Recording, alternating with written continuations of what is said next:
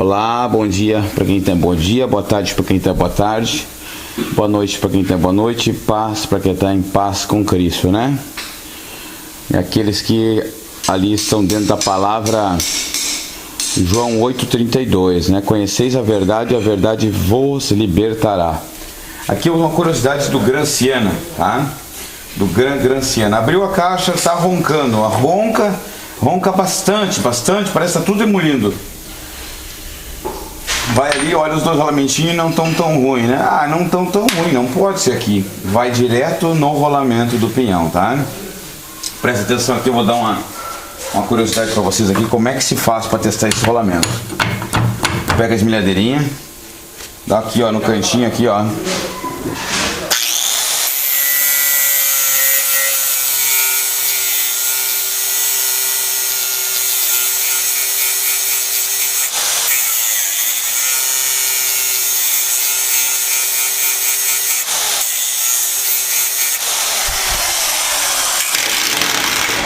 Faz um trabalhinho aqui como se fosse chegar até o anelzinho, tá? Vira pra cá.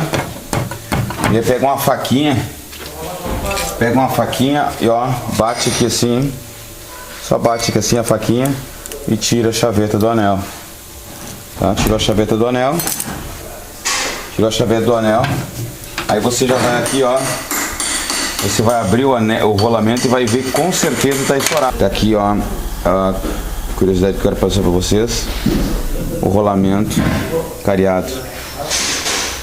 Rolamento cariado, 3 cáries ali, 3 cáries, né? Isso aqui faz um barulhão nessas coisas, tá?